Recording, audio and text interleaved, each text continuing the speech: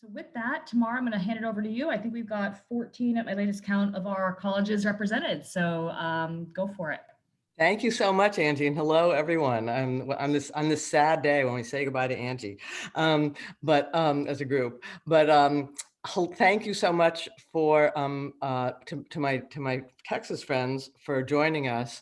I'm going to bungle your introductions, ladies, because when I looked at the web, I got slightly different introductions titles than are on the slide decks. So I'm going to put what's on the slide deck, and you'll correct me and forgive me, because I know there's nothing more important than getting somebody's title right.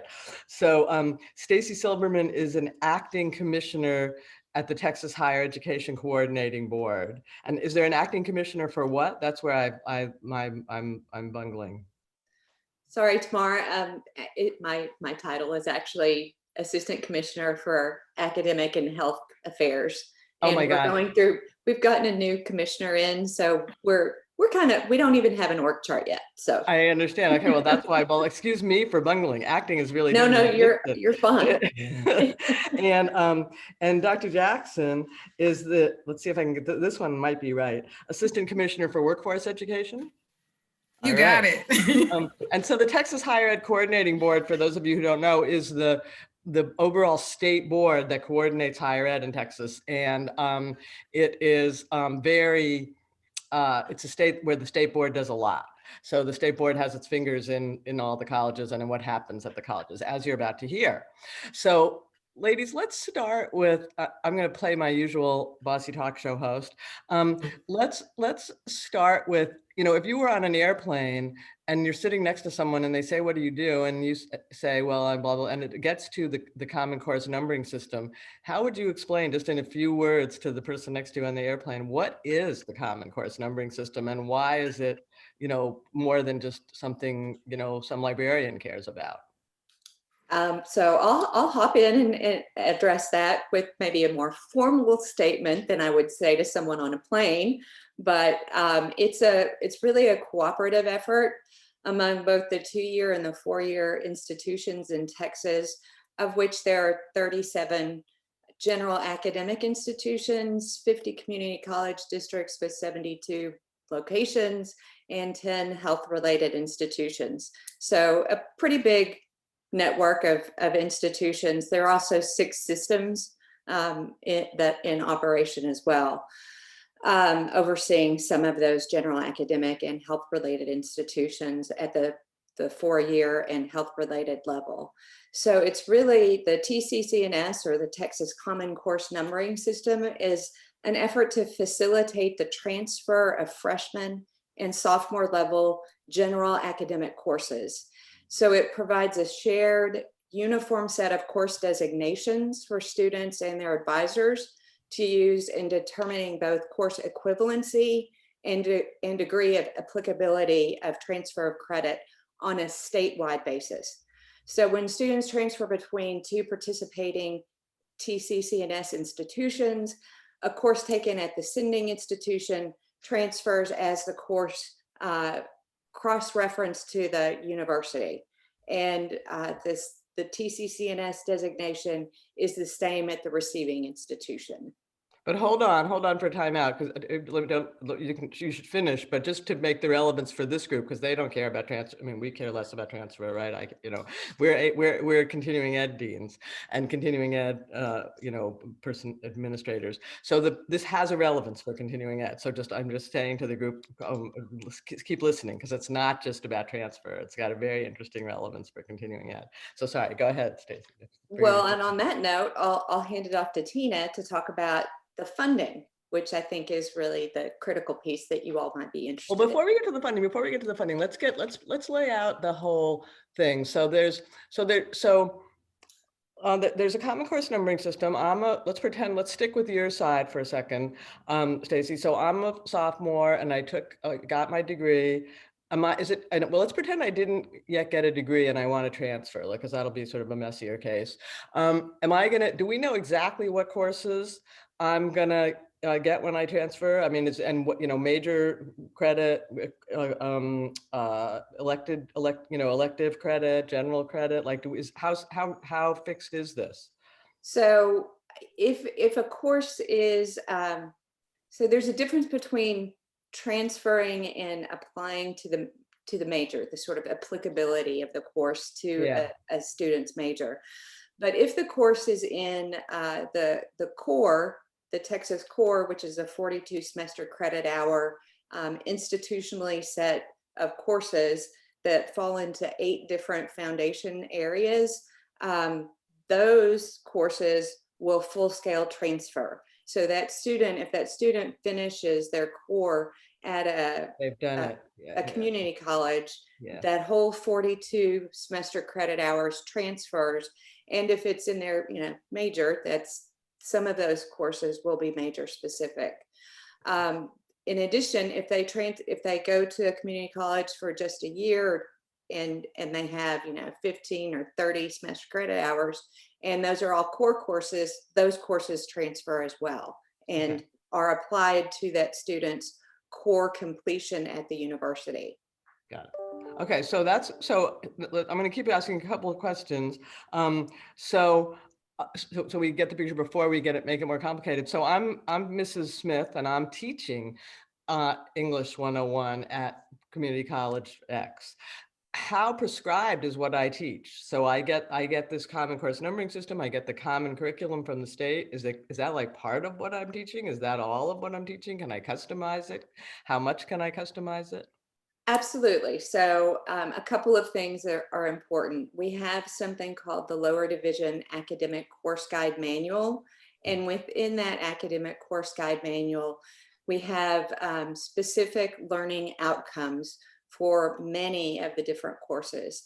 So those, I believe there are like 13 learning outcomes. They have to sort of define the certain expectations for the student to come out with, and they do vary. They don't all have 13. It varies by discipline. So chemistry, for example, does have 13, and it basically says things like define the fundamental properties of matter, or classify matter, compounds, and chemical reactions. Fairly broad efforts. So Professor Smith would have the ability to have a full array of how they interpret that. Got it. So quite a lot of leeway. Got it. Yeah, that's interesting. And who checks up on her, so to speak? Who makes sure that the students do know these learning outcomes? Well, that would be for the institution to have to make sure that they are monitoring and assessing their faculty and making sure that students, through student surveys at the end of the course, perhaps, or just checking in with Professor Smith to make sure that they're teaching what they're supposed to teach. Okay, good. And ACE folks, keep with us, because this is going to happen to you. This is a movie coming to a movie theater near you in a moment too. This happens on the ACE side as well, in a form. Okay, so core curriculum, learning outcomes. Mrs. Smith has a lot of room to vary it. Okay, I think that's so. And so now I'll just say what I know. I know enough to be dangerous, and you ladies will correct me. There's 2 sort of lists of courses. One are the academic courses, and one are the workforce courses. Correct? Correct. So walk us through that, either or both of you. So the ACGM is the set of courses that any community college can offer and receive. Their academic courses they can offer and receive state funding for. And on the workforce side of the house, this is where I'll hand it off to Tina. Hey, everyone. Okay, wait, before you answer that, receive funding for, because Tina, hold your thought just for a second. No problem. I'm Mrs. Smith and I want to teach, the anthropology of basket weaving, and it's not in the list. Am I not going to get money for that? State money? The state will not provide funding for that specific course. Okay. Correct. So this is even on the academic side. I thought that was only true on the workforce side. Okay. Right. So, there is a mechanism for an institution to request a unique need course. So something that's very specific to their particular location, but they have to fulfill some pretty high requirements. They have to have agreement with at least 3 local or surrounding or statewide universities that have to accept that course and transfer. I think that's the highest hurdle they have to. Okay, so far this sounds, I mean, I'll just say, and then Tina, I know I'm coming to you to finish the sentence. So far, if I'm an ACE student, this sounds sort of good and sort of bad. Like having Albany tell me what I could teach probably sounds awful, or even having Central tell me what I could teach probably sounds awful. So we're going to get to the benefits in a minute. Dr. Jackson, go ahead. So we have the academic list, the ACGM, and then on the other side we have the. Hey everyone, we have the workforce courses. And really, to be honest with you, the biggest difference, as you all know, is that they are really geared towards the industries within the different regions of our state. And so, they're very focused towards getting students in alignment with training for specific fields. And that's why they're separate. Many of our students, as you all know, are adult learners. So they come to us and they really need a fast track to get the training that they need and to get right into the workforce. And so that's really what our workforce education curriculum is all about. So the WECM, which is this wonderful list that I discovered on a trip to Texas, is this list of workforce courses. Now, am I right, Tina, that it applies both to the credit and the non-credit side of the house, right? That is correct. And so it really just depends on how the student comes to us. Some students come in and they want an associate's degree, and they definitely are able to get the funding that they need through FAFSA, which is the normal process. But then we have other students who come to us just for a few courses, or they want certain credentials that they need for their job. And so in that case, they may not be able to receive funding, but there are other grant programs that are available to them through the state level funding that the institutions can apply for. And so I also wanted to share with you all, colleagues, that we sent a few slides to Tamar, how do you say your name? Tamar, just so you all would have information about what we're sharing, because this is a lot of information. And in those slides, there are 2 links to different resources that we send institutions to for our continuing education workforce students. So I just wanted to share that as a side note. So if you're interested in knowing more, yeah. Feel free to share them if you think that they help answer. But this is the key link. We're at the moment where it really is of interest, I think, to the audience. So, Welding 101 is in this WECM book. It used to be, it's online now, of course. If I teach Welding 101 on the credit side, I'm going to follow I don't know if it's also organized by learning outcomes, but I'm going to follow that template. If I teach Welding 101 on the non-credit side, I'm going to follow that same template and I'm going to get money for it.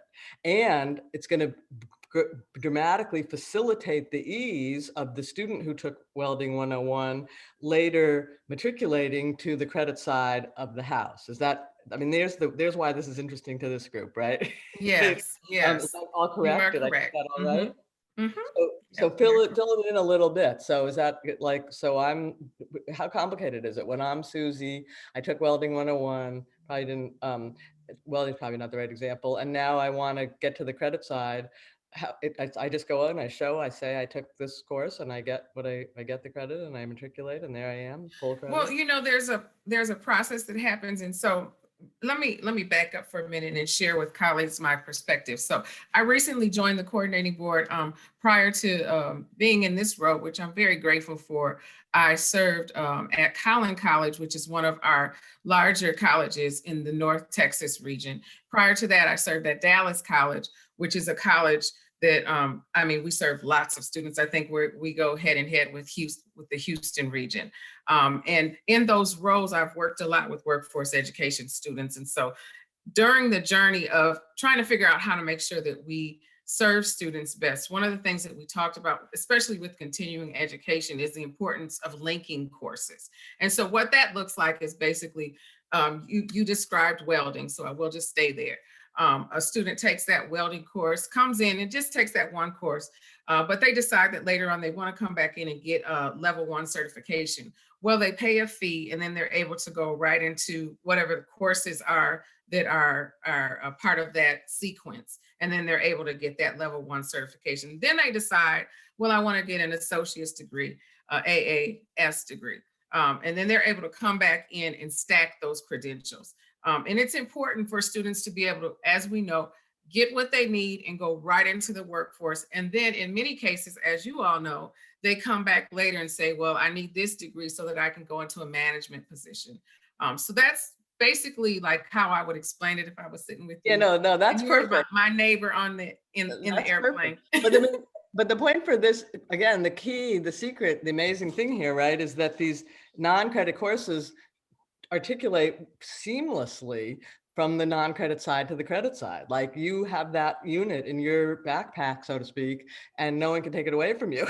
And it translates right away onto the credit side because they're already based on the same content. Is it learning outcomes in the WECM or is it something different? Is it structured with learning outcomes or is it structured? It depends on which courses you refer to, but yes, there are many of them that mirror one another. So like I'll speak about cybersecurity, which is hot. We all know that that's one of the fields that we're all trying to get more students trained in. So if you were to look at our technical degrees in cybersecurity and you looked at some of our continuing education courses, you would see many of the same learning outcomes. You would of course see many of the same courses. And many of our adult learners are coming in just to get credentials because what's happening? Change is happening constantly in that whole realm of work. Sure. So now let's talk about the money piece. So let's have a hypothetical. We have a school that's teaching the welding that's in the WECM, and we have a school that's teaching some welding that isn't in the WECM. How's our funding gonna play out? So just to make it real simple and sweet, for students who come to us and they get a level 1 or 2 certification, which is a certain amount of courses that in most cases, it takes them between 6 months and a year to complete. Those level 1 and 2 certifications are fully funded.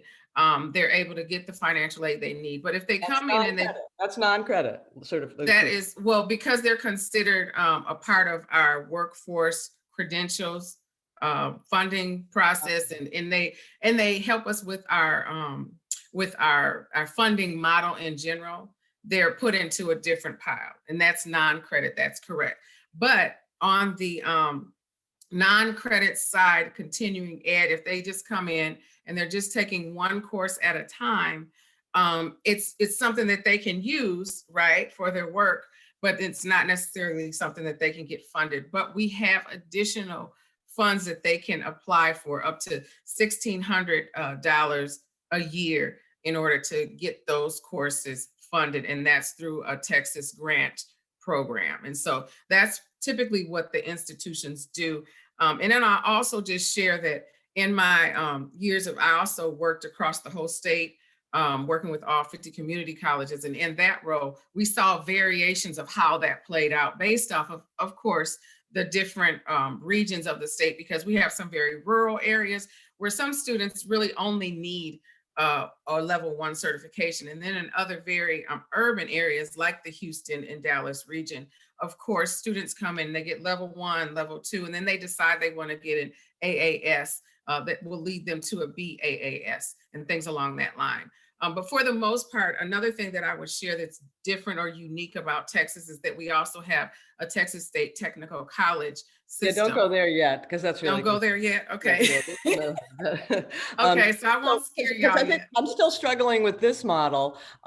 So level 1 and level 2 are non-credit credentials, and you can go to a program in the non-credit side and get funded. But this is student financial aid. I was actually asking about institutional support. Isn't there a version of like sort of FTE funding that goes to the institution if they're teaching a course that's in the WECM? Yes, and so as long as in our system, the level 1 and the level 2 degrees or certifications, certificates, however you would like to say that, are considered a completing degree that you can get merit for, you can get funding for. And so we're able to qualify those continuing education level 1 and 2 certifications as completers, as awards. So, I mean, it kind of depends on, I'm not sure what your language is in New York, but okay. Does that make sense? So that's why we're able to qualify those And then types of they get programs. FTE money, and then they get regular, and is it equivalent FTE? So do I get the same FTE for my 9 credits? Yes, yes, you get the same, we call them contact hours, but you get the same funding, yes. So that's like the beauty here, right? So like you're the ACE side, you're going to teach the course that's in the WECM. That student is going to complete a non-credit certification, and your institution is going to get FTE money exactly the same as if you were teaching English 101 on the credit side. Like That is correct. There's the payoff, like right there. And it's, it comes with a bit of a, let's call it, I won't call it a straitjacket, but it comes with some constraints because you have to teach to the course. Mhm. But if you teach to the course, look at the payoff. And then, so let's talk a little bit about the payoff. And then there's a couple things we can come back to, and let's get some questions. So, I mean, obviously this is good for funding for the college. Obviously this is good for sort of quality control of the courses, right? Is that a fair thing to say? Mhm. What else are we getting out of this? What are the sort of benefits? I mean, we can all sort of guess, but better to hear them from you. I think the biggest thing I see is the pathway. So, we're getting the pathway for students who come to us and they really just say, I'm trying to get certified to be an IT help desk person, and I need this level 2 certification. And then they realize later on they want to go further and become a computer programmer. So there's a pathway for them. And those courses that they've taken now count towards their associate's degree and their bachelor's degree that's connected to that same pathway. And it does get tricky, as Stacy could tell you all, when it comes to the academic side of the house. But I think that we have developed some pathways, especially in certain regions, that really help students to create a pipeline for their self around places related to their industry that they're interested in staying in and growing in. So how does it get tricky? That's always good to ask about. I would say it gets tricky when students stop out and they have not necessarily said, or they haven't completed their certification, and they've only taken one course here, a course there. It gets tricky when they start in Dallas and then they end up in El Paso, and they may not have the same exact workforce education program, but it's a lot easier, of course, if they stay in the same region. I would say, just because of the nature of a lot of the but it does help when you colleges. move region, because at least you have something to take with you. At least you do have something to take with you, but just the nature of how large we are, sometimes things can get lost in the shuffle. So sometimes students get lost, of course. I'm going to come to you in a second, Stacy, to ask about the learning outcomes more, but we have a question from the chat about, and please, the folks in the audience, please, put questions in the chat, excuse me, or just raise your hand and break in. Somebody's asking about level 1 and level 2. What exactly is level 1 and level 2, and like, how does that work? I mean, sort of, or maybe some example of level 1 or level 2, maybe. I'm sorry, I was answering the chat. Oh. I probably shouldn't have did it right then. Anyway, so you had said level 1 and level 2, what are the differences?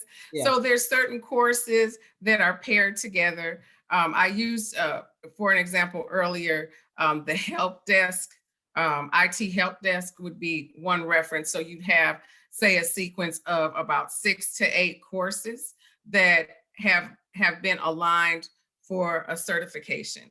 And then at that point, you're able to qualify for an entry-level position. A level 2 certification would be something that's a little longer than that, and maybe it's centered more on cybersecurity. And so it adds to that particular career pathway, and it looks more like maybe 12 to 16 courses total. So that's really how our system is designed as far as on the workforce side. They are courses that students can take right away. In most cases, they can get their certifications done between 6 months and a year. There's so many examples. I didn't share that, but I could share that with you tomorrow, just links to what those courses actually are, but there are lots of them. So, and but what now the my level 1 question and 2 is, I mean, in certification a is. way, it's sounding like we're giving up some of the advantages. I mean, it almost sounds like it's not non-credit anymore. Like you're teaching an approved course, so it's almost like on the credit side. You're getting money, so it's almost like on the credit side. People are staying for a year, so it's almost like getting a certificate on the credit side. Like we're sort of blurring the boundaries here. I mean, the beauty of the non-credit side, which is like I don't have to teach an applied course and I can set up the course tomorrow. I think Sunil is smiling. I can set up a course tomorrow. I mean, are we giving up the nimbleness and the flexibility of the non-credit side with this system? I guess it would depend on who you ask. I think that based off of our current challenges with workforce and what we need to do to get people trained, I think it's important to be flexible. Things are really evolving right now, as you all know, with all of the things that we're seeing with the pandemic. So it really just depends on who you ask. I think we're learning more and more how to work collectively together. We have many advisory boards that now are really working collaboratively with our academic colleagues to really talk about things like how to make sure that when students come to us, all of their courses actually do transfer into a 4-year degree. And that's something that we haven't done in the past. Most of the conversation I'm having with you right now are courses and programs that are completely technical related, workforce related. They are not considered to be a part of our academic sequence, which in most cases, outside of a very few pathways, you need to work with the academic side in order to figure out a way to use the courses outside of the WECM to transfer into a So that's a 4-year question. degree. For those certifications, is there any gen ed in them? Not really, no. Okay, so that's an important difference. Okay, Mhm. I'm going to ask my last question, then you guys have to take over. Stacy, tell us about the learning outcomes committees, because that's a super interesting piece of it. Happy to. So we have actually an advisory committee, an 18-member advisory committee that oversees the whole academic course guide manual. And from those, the advisory committee, they then develop learning outcome advisory committees that are comprised of faculty from both 2-year and 4-year institutions that come together typically over the summer. There are discipline-specific faculty who come in and they take a look at a lot of data and information. They look at course syllabi, they look at enrollment patterns, they look at how often the course is offered, and they evaluate and develop those learning outcomes based on selected course syllabi. So it's really a wonderful and engaged group. We keep them pretty small, and they are very thoughtful and deliberate. And then we make those available for public comment as well. So we really want to get the buy-in across the state. And I think it's worked very effectively. We give them pretty narrow parameters. Here's where the rails are, and they work really well in making out those learning outcomes. And this applies on the WECM side as well. That's how it works on the WECM side. We have these committees on the WECM side. Workforce. So we do. Yes, we do. Mm-hmm. And so the teachers, so again, I'm Professor Smith. Is Professor Smith generally happy? I mean, like, you know, if I had, instead of you two ladies, if I had two nice faculty members from Texas, are they going to say we like, you know, we think the learning outcomes are good and we think they keep up to date and we appreciate this? Or are they going to say, oh, it's really annoying, I want to teach it my way, and it, like, this is limiting me? So, Well, go ahead, Stacy. no, I'm going to have you answer that one. I was just going to say, Tamara, you told me we were with Dean colleagues. So we all know, I've been there, done that a couple of times. We all know we have a little bit of everything. We have the colleagues, the faculty members who agree with everything, and, you know, our champions. Then we have the ones that, you know, every day it's something new, you know. So I would just say that it varies. It varies. That's hilarious. That's a great answer. Okay, so those of you in the audience must have, the rest of the group must have some questions. I mean, you know, again, I'm trying to think like, how would this work at CUNY? And I mean, even if it didn't work at the state level, I mean, the state's important because that's where the money comes from. But, you know, there's a beauty here that is that the student experience is consistent from campus to campus. There's a beauty that the transfer is easy. There's a beauty, or, you know, the matriculation process, the crossover from non-credit to credit is easy. There's a beauty, obviously the money is both student aid and FTE money you're getting if you're part of this. I mean, there's a lot of good things here. Does it, but on the other hand, you know, I mean, and it doesn't really work unless you do it at the state level because of the money. But it's, I don't know. So what do people think and what questions do you have? I mean, we're not deciding whether we're going to have it at CUNY, obviously, but that's how I always think about these sessions is, you know, what can we learn from this? You want to speak up?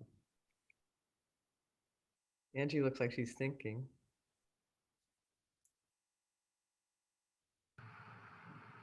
I guess if you can elaborate. So thank you. Really interesting. And again, I think maybe we've been making some baby steps in this direction with some of our upskilling work, where we're trying to get some level of a common application, some level of kind of, you know, marketing out to the broader world. I'm interested if you could maybe just say a little bit more on employer engagement and what that has looked like. Because I think that that's an area, particularly around the recovery, where, you know, there's so many trainings that we could do, and yet it's not super clear what we should be doing given kind of just employer appetite and ability to hire. And then there's this sticky issue where, again, around the recovery specifically, the jobs that are available don't really match up to the jobs that we really want to focus in on and train in. And so I'm just sort of curious. So I think there might be two questions there: broadly employer engagement, and then really around recovery and kind of how to think about what we train in relative to what is being hired for, and how you just think about that. And is this in relation to the Common Course numbering system or just in general? Very much in relation to kind of, you know, both I guess I think about this Common Course numbering as kind of a way to really highlight what is important and kind of what we want to really push on. So yeah, I'm sorry I'm not being particularly articulate, but I'm really curious about the role of employers in all of this and how you think about that.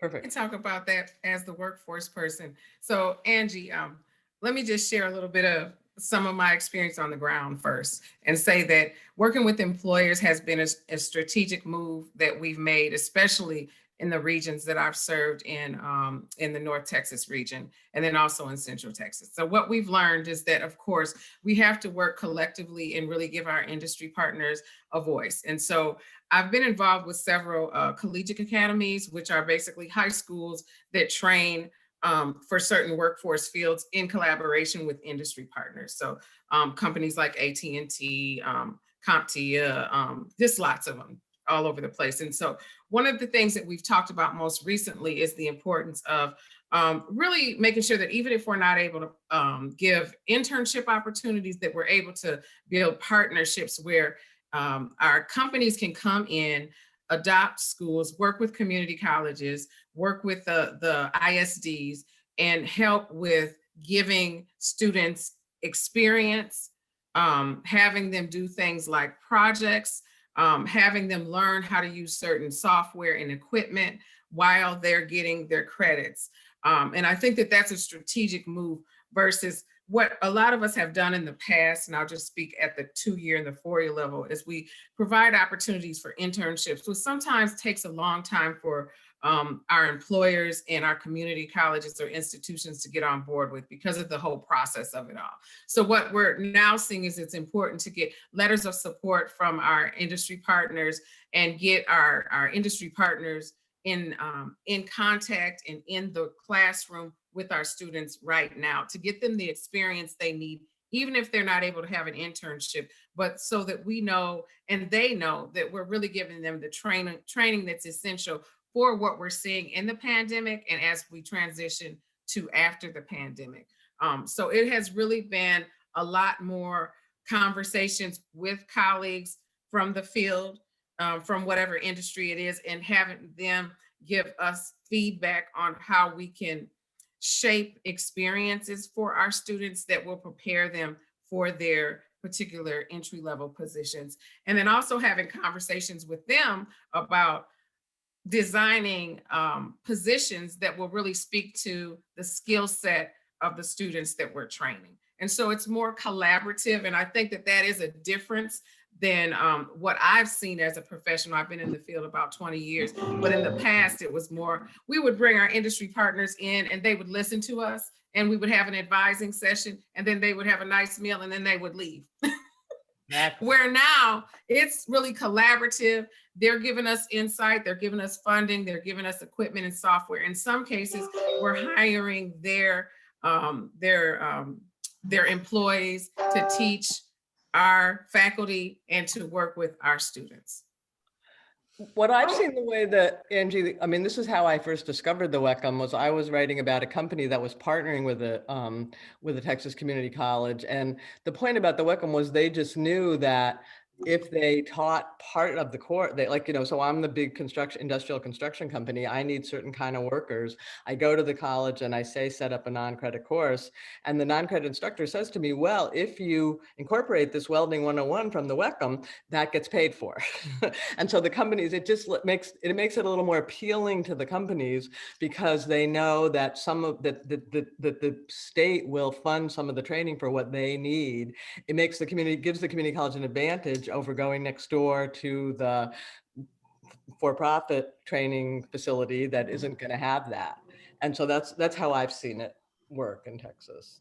This is Cheryl. In line with Angie's question around industry and employer engagement, for example, in Miami, one of the things they did was identify 7 targeted growth industries. And so they began to work collaboratively across the higher ed system to prepare students for those growth industries.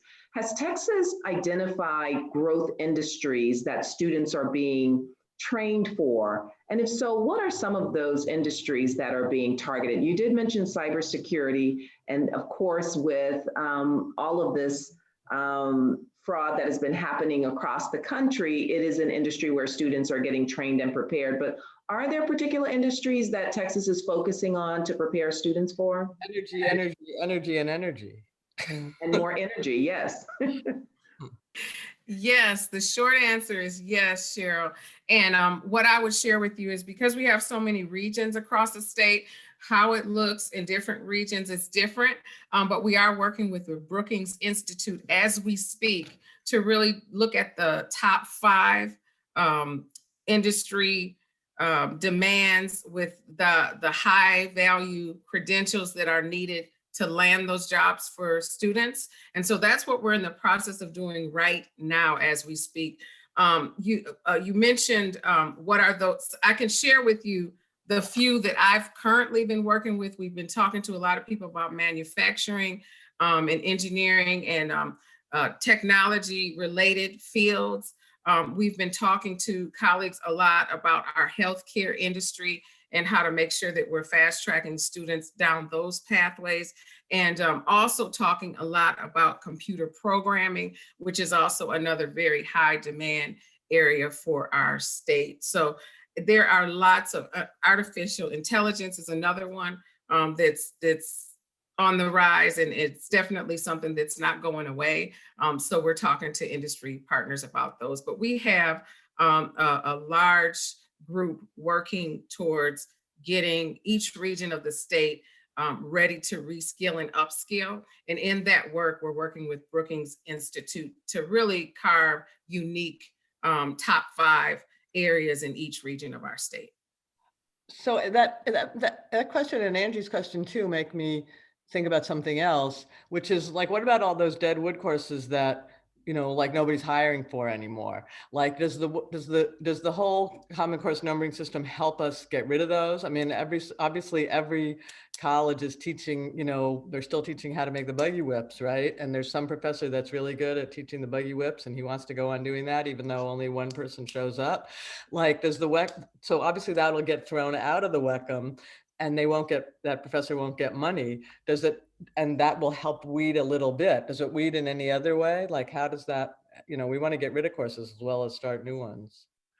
So I'll jump in, and for the academic side of the house, that ACGM committee takes a look and annually gets rid of courses. So, and it's based on actually if the course is being taught, how many students are enrolling, and if the course is now obsolete, it needs to be taken off the ACGM. So that is a regular and recurring activity, ongoing. That's like one of the most important things. That's really interesting. So then I'm Professor Smith teaching my buggy whipping. I can still do it, but I'm just not going to get any money, right? Right. So As long as the institution wants you to keep doing that. yeah. And we do have those highly niche programs. I mean, Dallas College has automotive restoration that is a course that's filled with retired folks who go and work and tinker with their old model cars. So that's exactly what that reminds me of. Yeah. And so it's not a weapon, but it's still, personal interest. Sunil, I'm going to call on you because this is hard to call you out, but you recommended in that paper that you wrote in last summer, you recommended a certain kind of standardization and common course numbering system across ACE. Does this sound like the same thing? Does this sound different? Does this sound like, I mean, that's partly why we are having this session, is because I remember that paper. So I just wonder what you make of all this, or if you have, what you've questioned. Tamara, thank you. And that was a collaborative paper among my colleagues from the community colleges in the university. Yeah, it does sound like it's a movement towards that direction. And I'm very curious to see how we could replicate something like that. I'm not sure if that's the right model, but it's very, very exact to the standardization issue, which is, really difficult for us. I mean, the challenge is that the beauty of the Texas system is it comes with money. And it comes with, so that you, like, in a way, your version has the challenges of standardization with only some of the payoff. I mean, that's the challenge, but it's, I still think there's other payoffs to the standardization. Well, I'll just chime in and say, this has been a decades-long process, and it really was something that emerged as faculty-driven. So it was an organic process initially, somewhat similar to what you all may have going on, but it took a good 30 years before it got to where it is now. So you got to start. That's really interesting that it was faculty driven. I would have thought it was like centrally driven and imposed on them. That's super interesting. Why did they want it? I think they wanted assurances that their students were learning the same kinds of things, and they recognized that students do move around, and they wanted to be able to document what it is that they're doing and why it's important. That's my guess, because while I probably was around back then, I wasn't part of that. I have one more, and again, please, folks in the group, jump in. I don't want to hog asking all the questions, but I mean, sometimes I think at CUNY, and this is on the credit side, not on the non-credit side, but every campus is competing for enrollments, right? Like in New York, you can take the subway from one college to another, and so colleges are kind of almost wary, I think, of being the same, because then it's like, well, you might take the subway to the nearby college instead of to us. Like, how does that work in Texas? Does that come up? I mean, obviously you can't take the subway across Texas, but you can move. Yeah, I would say it doesn't come up as much. I think that students like convenience. So for what I've seen a lot of, especially when I was working statewide at all the community colleges, is that we have a lot of students that move from one area, like say from the Houston region to El Paso, or they move from El Paso to Dallas and things like that. So this will help them in that instance. But typically, if you're in the Houston region, which is very large, you could drive for 3 hours and be, still in Houston, the Houston area. If you live in a certain area, most of the time you want everything in that particular area, that community. You don't want to have to go across town and spend 2 hours in traffic to get one particular course. So I think it's more about convenience for students and for our faculty, I would argue. Makes sense. Other questions from the group?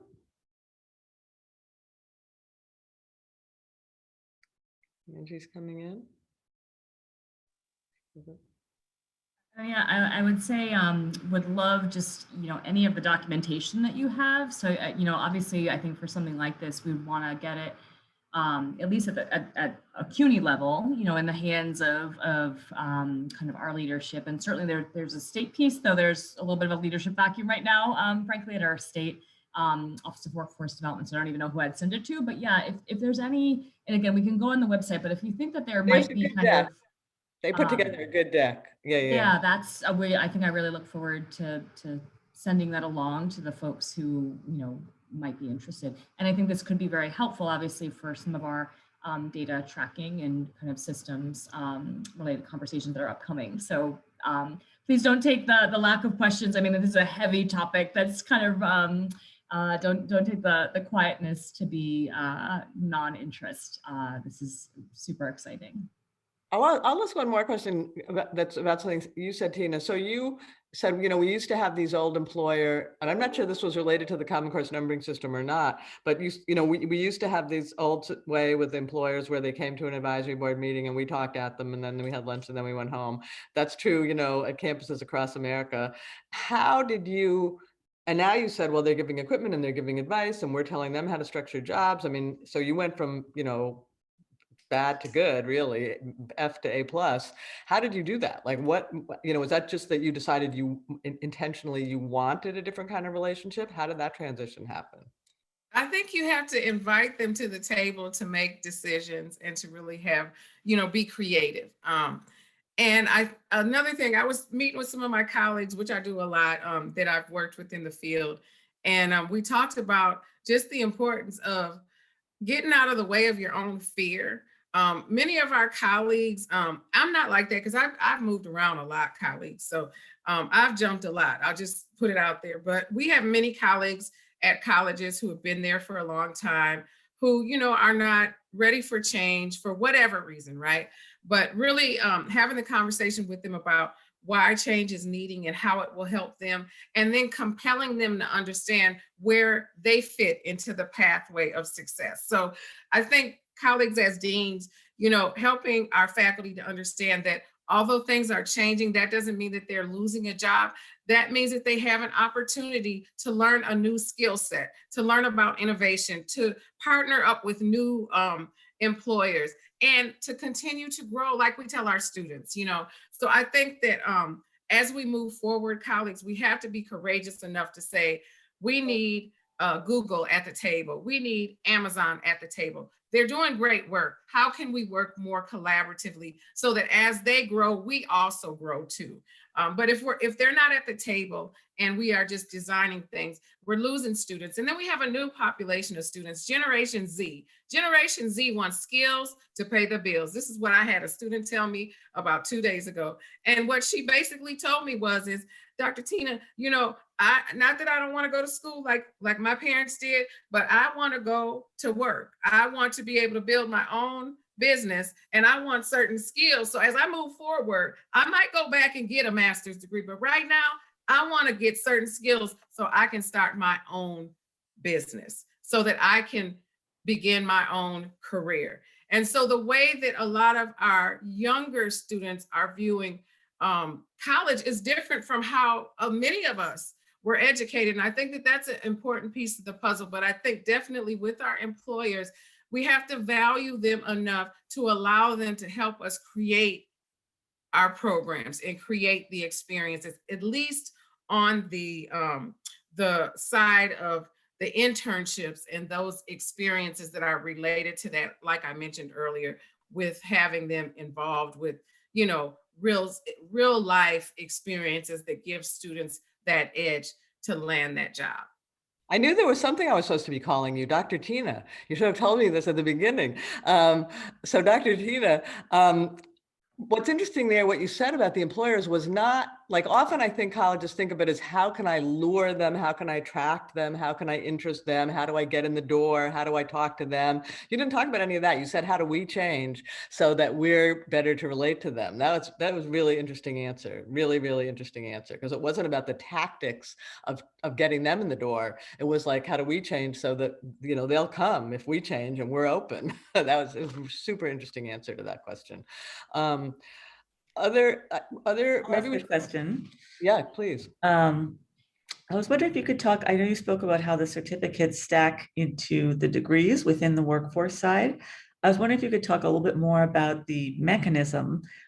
Just to give you a little bit of background, we here, we have articulation of credit agreements that are based on like a course match mechanism. So if you have the same course in a associate's degree and in the certificate, you know, then that will stack. You'll get credit for it when you go into the degree. Or if it's a similar enough course as far as the content and the hours, then, you know, even if it's not exactly the same, you can get credit for it through a course match. And then now we're looking more at certain industry certifications. You get credit for, you know, having a particular industry-wide certification like a CompTIA or NHA, et cetera. And then the military exams and CLEP exams. But I'm curious, what are the mechanisms through which it stacks from the certificate to degree? Is it course match? Is it certain exams? What does that look like on the ground? I think the answer is it's this common course numbering system. I think that's the mechanism, but let the doctors answer. I think I know what you mean, but I'm not quite sure. So if I don't get this right, I'm gonna ask my colleague Stacy to help me out. As we talk about on the workforce side, the mechanism is typically there are courses that have been prescribed that will count as that level 1 or 2 certification. And so if a student goes to one institution and does not complete that course work, and then they end up in another neighboring institution, they are able to take those same courses in most cases, as long as that institution has those courses to offer. As far as articulation agreements and things along that line, in most cases, that is the academic side of the house that has the majority of the power to transfer over the courses into a 4-year degree. Stacy, anything? Let me just try what I understand of this, and then you can both tell me if I'm wrong. The point is, Hannah, I think the point is that the common course numbering system is almost like Lego, right? Like it's like these blocks that connect to the other blocks automatically because they've designed that at the common course level. So you don't need a test because the learning outcomes align, and because you're in the common course numbering system, it's known that when you go to the other side, you've already done this bit of Lego that you can like take with you. That's my understanding. That's why mechanism is baffling them, because they don't need a mechanism. The mechanism's built into the structure of the common course numbering system. Is that right, Stacy? Am I getting that right? I think that's absolutely right. And so I'll just say from a statewide perspective, the Texas legislature meets every other year for 140 days in the spring in odd numbered years. So they're in session right now. And with that, so I just put that out there because the last legislative session, there was some sweeping transfer legislation passed that did things like encourage articulation agreements for institutions.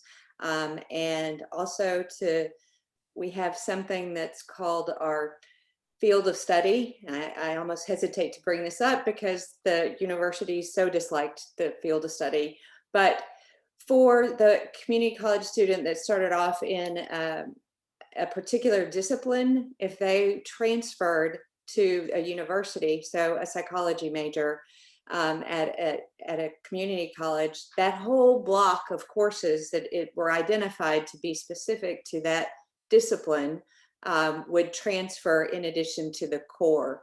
So that is fairly notable. And that's still on the books? That still exists? Wow. So we have made some sweeping changes again to that, and we're in the development phase right now of our new Texas Transfer Advisory Committee. Their first meeting is going to be June 3rd. And it's really an effort. It's a 24-member committee. We've got half are from community colleges, half are from universities. And we'll see. We hope that they come in and play nicely with one another as they begin to explore the different disciplines and in fact, look at transfer from the student-centered perspective and really try and align coursework and just foster transfer and foster transparency and accountability for both the 2-year and the 4-year institutions. So, and I will say with regard to the workforce side and the outreach to our industry partners, it is really a commitment of our commissioner, Harrison Keller, who has come in and on day one, he said, we're working with industry partners. So it's that setting the level at the top and making that commitment, I think has also really moved this train along during a global pandemic. I feel like I've gotten more work done in this past year than the last 5. So. Yeah, no, you have a wonderful leader in Commissioner Keller, but many of your institutions have been, you know, stood out in my mind as among the best in the nation on employer engagement, you know, for years. I mean, St. Jack, Brazosport, I mean, Texas State Technical College, you know, you guys are good at that. Last question or two before we let the doctors go and have Angie has her party. No, I think we look forward to getting the deck, and really thank you so much for the inspiring example. And again, when you're on the other side of it, as you both are, you make it seem fairly easy, but we appreciate the kind of you know, candid conversation in terms of kind of how it started and what it's looked like, and how you've just been really engaging and collaborative with folks all along the way. I mean, there's no other way to make a big change like this happen. So thank you so much to all of you for kind of presenting this idea. Yeah, second the thanks. Thank you so much, Dr. Tina, and thank you so much, Dr. Stacy. Really appreciate your. And hopefully we can be in touch as we sort of probably start to go down this path. So appreciate that as well.